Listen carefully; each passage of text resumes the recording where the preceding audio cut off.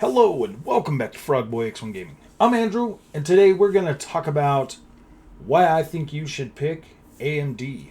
So if you like this content, don't forget to like and subscribe. But first, is what I want you to do is I want you to think about a game, like your favorite game, a game that you've played and put lots and lots of hours in, lots of time. And then we'll come back around to that. I want you to think about like your favorite game, one of the games that you really like, something that you've put a lot of time into, something that you really enjoy playing, and then we'll come back to this. So, I liken Nvidia GPUs to PlayStation first-party games, and over my experience, this is coming from my experience with being a PlayStation fan since like the original PlayStation. Growing up with those games, playing those games, and really being a real fan of Sony first-party games. I do love them, and I do buy PlayStations for their first-party games. That if they quit making those games, I wouldn't have a reason to own a PlayStation 5. But seeing as I really do enjoy those games, I keep buying them. I want you to imagine this. I want you to think about this for a minute. This is something that like really started to dawn on me during the PlayStation 4 Pro era, like when the PlayStation 4 Pro came out. I was an early adopter of 4K TVs. I went out and I bought the best one I could find. It was like a big old 65-inch. This TV was amazing. Had an incredible upscaler. All of that. It was a Philips. Yeah, I believe it was a Philips. It had an amazing upscaler. Like you could put on like a 1080p image, and it would make it look like it. Like if you got up real close to it, it made it all look like it was watercolor, like watercolor painted. Like everything just like came into it. Oh, it just looked incredible. Seeing like Horizon Zero Dawn on that was absolutely freaking beautiful. But here's the thing: PlayStation first-party games, they've got that major wow factor because of the beautiful visuals. Sony first party teams create some of the most beautiful games that you're ever going to see on the planet. Like they're incredible attention to detail. The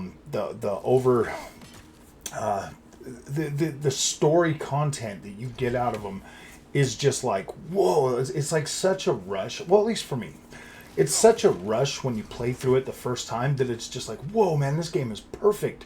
And then you come away after beating that game, you're like, whoa, that was so good. And it used to be, because I've never really been the kind of gamer that likes to collect and hang on to a whole bunch of games and just have like a shelf full of games or anything. So what I would do is I'd buy those games, I would beat them, and then I would go over to GameStop and I'd trade them in and I'd get something else, just kind of like just moving forward or whatever. Well, I started buying digital games. I started buying my games digitally, and so I would still play through, like the Sony first party game. But then I noticed something. When I would go back to them and I would try to play them again, I'd be like, wait a minute. Okay, well, I remember this being a lot better, but then I get in there and I stop and I dawdle, and I do that a lot now with all types of games. I'll stop and I'll be looking around at things, and the longer you stop and look around and like really just kind of take in that experience, the more things start to fall apart. The more you start to see like, oh, well, they skimped here to make this look good. Oh, I understand why I didn't see that earlier when I was playing through the game, because the story content through here was like so high. It was such a wow factor. But when you actually stop and you look around, all of the like really pretty effects and all of the story content and all of that stuff that like really sucks you in and immerses you the first time is it's not as good as you remembered it. It's not as good as you remembered it. And so now, when I look at the Nvidia graphics cards, and there's a reason. Well, there's a reason why they call PlayStation first-party games one and done, and that's why, because it will never impact or hit you as hard as it did the first time. Like it will never do that again. Like you'll be able to play through it, but all the story beats are going to be the same. Everything's going to be the same, and it's going to feel like watching a movie.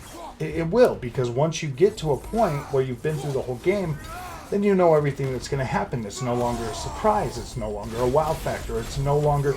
That's why I have a huge problem with people spoiling Sony first-party games, because they are... That initial playthrough is going to be the most impactful experience that you're ever going to get. So if you're a PlayStation fan, avoid spoilers at all costs. You don't want to see gameplay. You don't want to see anything. Once the game gets announced, completely block it out of your mind like I do, and wait for it to come out, because you're only going to experience that game one time. And I mean, like, you can do subsequent playthroughs. I'm not saying that you can't do that. But I'm saying that the most impactful experience that you're going to get from that experience is the first time you play through it. Now, if we go over to Nvidia graphics cards, and I know this is going to make the Nvidia bros a little bit upset, but Nvidia graphics cards are pretty much the exact same, and this is the way I view them due to my experience, is they're one and done. You buy them, they're good for that generation, and then boom, once the new generation starts, they're absolutely useless. Well, not absolutely useless. I mean, you can continue to watch your power and all of your stuff get less and less and less. Like that is 100%. And as with PlayStation games, and there's a reason why I use this analogy. You'll understand. And with PlayStation games, the reason why they can make beautiful games and do everything that they do is because they make cuts in other areas. They make cuts in the scale of the world. Or if you play a game like Uncharted 4. If you get into Uncharted 4, like, you look out there and you see the vastness when you're first playing through it, you're like, whoa, this is incredible. But when you stop and you look and you let it all sink in and you start to notice that, look, hey man, all the mountains are billboards. All the stuff in the distance, it's billboards. It's really nicely crafted and it looks really good, but it's all billboards. But it tricked your mind. It tricked your mind the first time you played it, because you were just so into it that you didn't stop and you didn't notice. But when you actually stop and you look around and you take it in, like, you start to notice the cutbacks, the world scale. It's a linear path. And that literally does correlate over to Nvidia graphics cards. Because if you take a PlayStation first-party game that they're magically making amazing, better than most everything you see that's going to come to your PlayStation 5 or your PlayStation 4 Pro, you're always going to have this thought in your mind like, whoa, PlayStation games are the best. But there's a lot of cutbacks. And there's a lot of magic that goes into making those and being able to craft those experiences the way they are. And that's the same thing with Nvidia graphics cards. They're magical. They've got DLSS and they've got the ray tracing and they've got all the amazing features that when they first come out work great with everything that's already out. It's amazing. It's mind-blowing. You're like, whoa, you're on such a freaking rush. Because you're like, oh my gosh, I'm getting the ray tracing, I'm getting the path tracing, I'm getting this, I'm getting that, I'm getting everything. But then the newer games come out. And then the newer games, you start to watch your power diminish until the point where the next graphics cards come out and you're like, oh yeah, I got to get a new one. Boom. So you can get that freaking high or that rush back. Like, you sit there playing your Sony first party game and then you wait, you play everything else in between that and you're like, oh man, and then finally they bring out another first party banger and you're like, yes, finally, quality. And then you get your quality again. And that's the way it was with me with the Nvidia graphics card. And I know a lot of you guys are feeling this too. I realize that us as gamers, we really do just want like a more bang for our buck, and we do want the absolute best quality we can get. So we trick ourselves into thinking that these one and done experiences are the true pinnacle of quality, when in reality, it's the longevity. So if you take a game, now we're going to go back over to the game theme for a second so I can kind of explain this out. If you go over to, say, God of War Ragnarok, you look at God of War Ragnarok, absolutely beautiful the first time you play through it, stunning visuals the whole way through. Very, very nice crafted. Everything looks incredible when you're playing through it. Like you're immersed. You're in the mood, and it looks incredible. But then you also have something like a Ubisoft game. We'll use Assassin's Creed Valhalla for this one. Assassin's Creed Valhalla. Both of them Norse mythology. If you're looking at God of War Ragnarok and you get in there, say you get to Midgard, and you're looking out over the snow plains, and you're looking out, and you're like, whoa, that looks cool. I want to go over there. And then you get on the sled, like the dog sled, and you go over there, and then boom, you're hit with an imaginary wall. You're hit with like, oh my gosh, I can't go check that out. Like the draw distance looked nice, but you're stuck there. But if you go over to Assassin's Creed Valhalla, which, I mean, looks good enough to get you by. Like, I mean, it is a very attractive game. Got a very attractive open world. Looks really good. Character models look pretty good. Not nowhere near as close as what you would get out of a God of War. But I mean, from 3 feet away from your screen, you can obviously see that, like, they both look pretty good. Now, I mean, like, Ubisoft games aren't going to have the extreme detail that you're going to get out of God of War. I mean, of course, they don't have the huge giant budget. But what they do have is a huge open world. So now when you're in Assassin's Creed Valhalla and you're looking out across the thing and you see like a mountain tip or something, you're like, gosh, dude, I want to go over there. And then you go, get on your horse, you ride over there. And oh my gosh, dude, next thing you know, you're climbing up to the top of that mountain point that you were like, wow, I wanted to see this. And there you are. You're there. And the point that I'm trying to make is AMD graphics cards might not look as flashy or have all the flashy, the flashy magic that the Nvidia cards have. They have that consistency across the board. They are built to withstand multiple generations. They are packed with things, the thing like the imaginary walls that the 10 gigabytes of VRAM that the 3080 has. You have 16 gigabytes on your 6800 XT. Well, that 16 gigabytes is going to literally be the gap that's going to let you continue to go forward as opposed to being stuck by some imaginary wall. And so when you get out there and you're still out there looking and you're having fun, like I am pretty much saying that AMD cards are more like your Ubisoft game. They're just packed full of all kinds of craziness that you can continue to enjoy for a long time. Like I've got if I go and I look at my God of War Ragnarok playthrough, I got about 20 something hours, like 25 hours or so. If I look at my Assassin's Creed Valhalla, I'm like 6-7 days into that thing. I've got like so much playtime in there that it's just like, wow, man, I'm in this game and I'm immersed.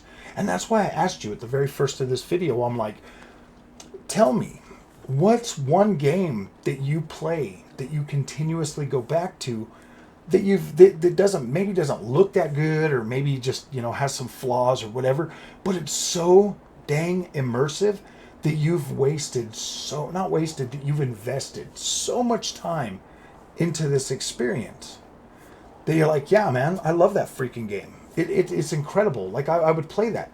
That's the feeling that I got when I got this AMD graphics card. That's the feeling that I have for AMD. I'm like, wow, man, this thing might not be the best and like the top of everything, but gosh dang it, it gets the job done. Where's the Nvidia card, man? Like it was incredible at first, but then I was like, wow, dude, I always found myself like wanting, like I'm always watching like a benchmark or something. I'm like, oh my gosh, how's this game gonna play?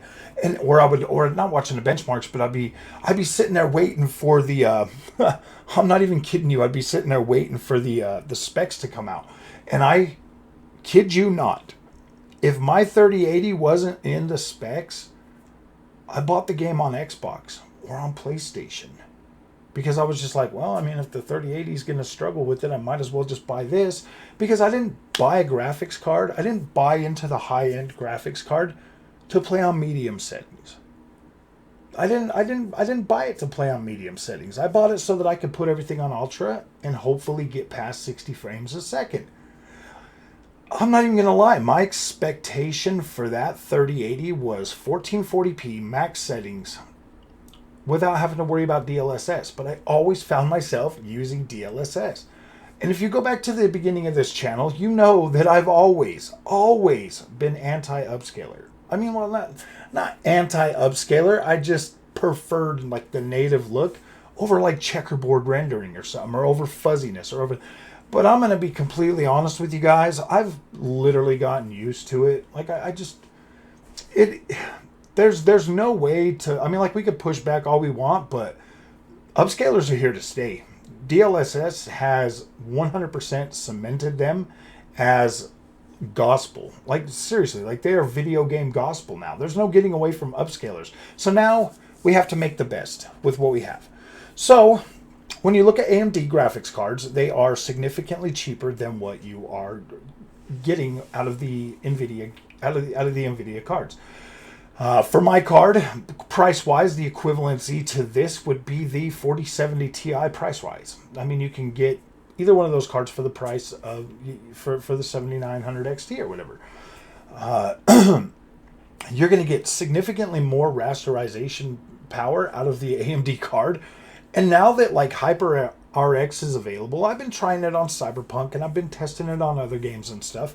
It does give you that checkerboard look. I mean, you get like fuzzy vegetation. You get you will, depending, you know, you're going to notice some of this stuff. Like you're going to notice that. There's no getting around it. DLSS is the best. It is. Like there's no ands, ifs, or buts about that. DLSS does an incredible job at upscaling your image and giving you better image quality overall, like you do. But if you want the full Nvidia experience, you have to buy the 4090. Like you have to buy the 3090. You have to buy their top end card if you want longevity and a bunch of everything else. Like you have to do that. The 4080, like I'm still on the fence with that card, but it does seem a little bit better positioned for a little bit longer, for more longevity. It does. But the price of that thing, like you get 4 extra gigabytes with a 7900 XT. You do. You will be, well, you will, that card will potentially last you longer. It'll be better for modding and all of the other things that come along with having extra VRAM. I never set out on this channel to become a fanboy for anybody. I've never done that. This channel has always been community focused first. Bringing you the best information that I can bring you, showing you guys my experience. And if you've noticed, when I put my money where my mouth is and I buy a 7900 XT, I still have it. I still use it. I didn't buy it, try it for 10 minutes, and then throw back in an Nvidia graphics card. I practice what I preach. If I buy something and I tell you it's good, like I'm going to use this card until I can't use it no more. Like if I'll tell you what, I don't really go off of like what the YouTubers and anybody else say anymore. When the new generation of graphics cards launches, I'll listen to the PR from you know, Nvidia, AMD, and then I'll make my decision. Which one sold me on it? You know what I mean? Like I'll look at the AMD guys and I'll see what they're saying and I'll listen to their claims, and then I'll buy that, and then we'll see. you know what I mean? Or I'll be blown away with the Nvidia performance, and I'll be like, okay, maybe I will get back into Nvidia. But if I do go Nvidia ever again, I will be going for the very top, and I didn't ever want to have to do that. Like I don't want to have to be I don't want to have to be that guy that buys the 90 series card every 2 years. Like I don't want to be that guy. I don't want to be that far removed from everybody in gaming, but I have specific needs. I have specific needs for the channel. I have to be able to edit and do all of that stuff, so I do need a little bit higher card. I don't ever want to be in a VRAM issue again, so I will always buy a card that has like 20 gigs or more. I don't ever want to be in And see, that's the thing. Like, I don't want to be like removed from the actual gamers that are gonna be on like a 70 or a 6800 or 7700. You know what I mean? Or a 4070 or a 3060. I don't want to get too far ahead of those guys because I want to be able to still relate to the community. But at the same time, like if you're not a content creator and you're perfectly okay with 1440p, I think the 4070 or the 6800 or the 7700 or the 3060 Ti with the 16 gigs or something, I do think that those cards are going to be pretty decent. I do feel like with the Nvidia side, you're going to put yourself in a position a lot quicker by utilizing like DLSS and all of these other things to try to push yourself into a screen resolution or a graphics quality that card's just not meant for, and I feel like it will increase your chances of FOMO to where you're going to want to upgrade. Like I do feel like that is with the imaginary barriers and walls that Nvidia puts on their cards. Like I do feel like that is a real possibility that if you go with Nvidia, you're going to be it there, or you're going to want to. I feel like you're going to grow out of that card a lot quicker, especially if you're new to PC. If you're new to PC like I am, I feel like you have. I feel like we come into this with like these unrealistic expectations. At least I know I did. Everybody's always telling you, "Oh yeah, PC Master Race is better." Blah blah blah. In some ways, yeah, it is better. It's significantly better. You're going to get better frame rate. You're going to get cheaper games. You're not going to have to pay for online anymore. You're going to be able to build your own quality build. You're going to be able to swap out parts if something's not working for you. There are 1,000 reasons why PC is better. But then there's also 1,000 reasons why PC could literally drive you mad. You're going to get in there. You're going to get games at launch that are going to be buggy. You're going to get Mortal Kombat 1s that are going to be stuttery on your graphics card. And it's going to be something that you're gonna be like, what the freak? And then like you flip a switch and oh, it's better. You go in there and you change your power management, and it seems like that's working for a lot of people. Or you're going to get a, like with me, when I built mine and I put different memory in there, it kind of screwed everything up, and and it made it so I was getting like these stutters every 60 seconds on all my Ubisoft games.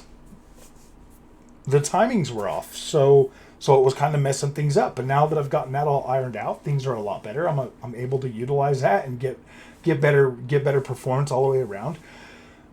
There's always going to be games that are going to be better optimized for Nvidia. There's going to be games that are going to be better optimized for AMD. If you're a Call of Duty fan, AMD is probably going to be better for you. It seems that these cards are running Call of Duty better. If you're an Nvidia fan, or if you're like really into like Cyberpunk is going to give you the best image quality on the Nvidia graphics cards. You're going to be able to utilize more of the ray tracing features. But one thing I want to make perfectly clear: Cyberpunk 2077 is 100% playable at 60 frames a second with path tracing enabled, utilizing every freaking tool in the box when it comes to your upscalers and all of that. You can play it and have a good image quality if you spend the money on an LG C2. Now, I did test this on my monitor, and the LG C2 does significantly boost the quality of FSR. It does. It makes it look better. It makes it look sharper. It makes it look crisper. When I put it on the monitor, it doesn't upscale as, at ultra quality. It does get a lot more fizzly on the monitor as opposed to the actual 4K screen. So there's a lot of things out there. I do think that your overall experience on AMD is going to be reminiscent of playing that game that you love, that one that you have no problem going back to. You've gotten used to everything. You are 100% okay with that.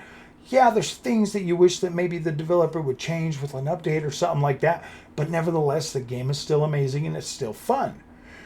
Nvidia cards, they are more reminiscent of a PlayStation first-party game. They have all the bells and whistles.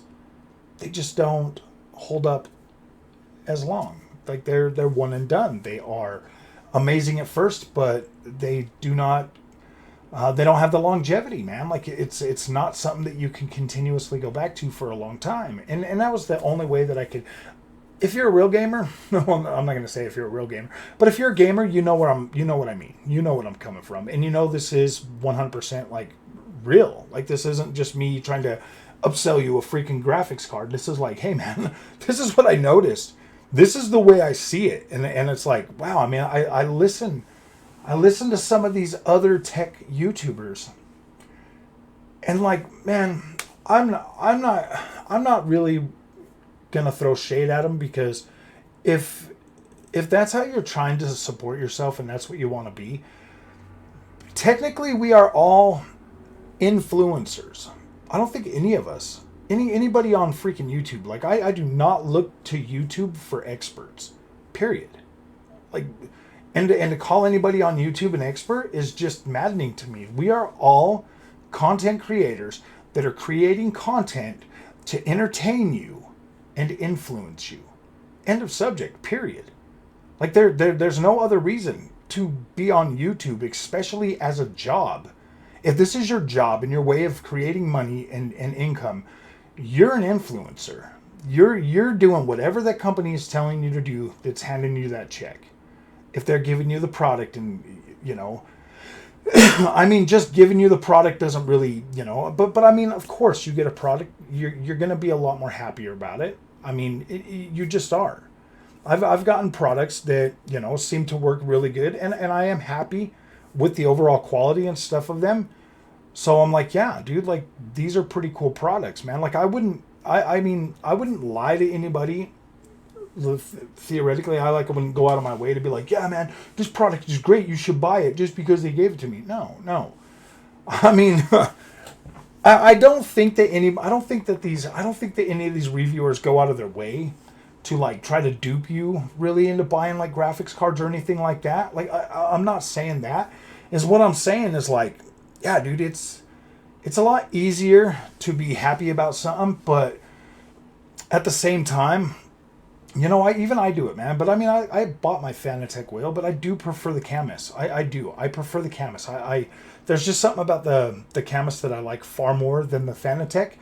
And, if I could set the Fanatec to feel exactly like the Camus, it would be fine. Like, I would love it. But there's just something about, like, the way, like, I love rally games. There's just something about the way that I am able to counter steer while I'm on gravel with the Camus wheels that just doesn't feel as good as the Fanatec. And that's like literally my biggest problem with it. Like I would much rather use the Camus over the Fanatec for that simple freaking reason any day of the week. So, all right, my friends, I hope that this video was able to clear some stuff up. As of right now, like, yeah, dude, I'm 100% Team Red. You can see the red lights behind me. Team Red is awesome, man. I feel like they deserve more credit than they get, and I think a lot of the jabs that some of these other tech tubers, take it at the expense of AMD are not warranted. I don't really feel like AMD should have to lower their prices right now. I think their prices are fine. It might seem a little weird, with the $50 difference between the 7700 and the 7800. Like, I get that, man. $50, you could get way more bang for your buck. So, the smart me would say, yeah, dude, buy the 7800. Like, that's a steal for $50 more. You're getting way more, so buy that. You know what I mean? Like, that is a steal. But when I hear people being like, oh man, they shouldn't charge 7700 XT is a steal too. That thing is rocking. It's blowing a 30 or 4060 out of the water. That's a steal. I think you're getting a good deal either way you go. If you literally have to save $50, save $50. You're still getting a good 1440p graphics card. I don't see any problem with that. And you're getting a free game, $100 game. So I mean, technically, the prices, that you are paying for those cards is good. I do think Nvidia graphics cards are. I don't necessarily think they're. Okay, here's the thing, man. I don't really necessarily think they're way overpriced. Obviously, they do have superior upgrade you know, ray tracing capability, superior freaking, you know, DLSS, all of that. If that's what Nvidia feels like they're worth to them, okay, man, it's a bit too much for me. I don't want to pay $1,200 for a graphics card. I'm sorry, I don't want to pay $1,700 for a graphics card. For a graphics card, I don't want to. Like, I'm okay with up to $1,000, give or take. Like, I'm okay with that. I used to pay over $1,000 for every year when a new phone would come out. So I mean, I'm okay with that. Every couple of years, like I can justify that, you know, to kind of be on the bleeding edge of tech. But when it comes down to like starting to charge me that much more for upscalers and all of this stuff, man, I don't know, man. I don't know if that's how you should treat your customers, Nvidia. Like you're especially with your lower end stuff. I don't think you should be charging them as much, because those features are just a fraction of what you get with the top end. I mean, they're still utilizable. Then they're still, I mean, like, don't get me wrong. A 3060 Ti 16 gigabyte is one hell of a 1080p card. Even borderline 1440p. Due to the VRAM and, you know, like with the bus rate, it pretty much is a 1080p card. Like the 4070s, yeah, they're pretty decent at 1440p. You could probably rock those out, but I do still believe that the 4080 is like your end all be all 1440p card, and in your 4090s, you're like your 100%. This is your 4K beast, man. Like, you're still obviously going to struggle with some stuff at native, but that's your 4K option, man. Like, that's where it's at. If you want to utilize all the features of the Nvidia stack, 4090 is where you got to be. The 4080 is going to give you the best taste of it, and then the rest of them are, you know, you're going to get what you pay for. Well, you're not going to get what you pay for. You're going to get significantly less than what you pay for, but you're still going to get something. AMD on the other side, I definitely think they have a more well-rounded product that's going to leave you satisfied. It's going to leave you satisfied. And that's pretty much for me as a person, as a gamer, and how I view life and how I go through life. That's what I seek more than just like the big flashy frills. You know what I mean? Like, I just want consistency. I want to buy a graphics card, put it in a game, play it at 1440p at like 70, 80 frames, buy a game 2 years later, play it at 1440p, same average frame rate, and be okay with that. Like, I'm okay with that. So, all right, my friends, if you like this content, don't forget to like and subscribe. I will see you guys in the next one. Thank you for watching. Sorry that this one went on for a bit longer than I wanted it to.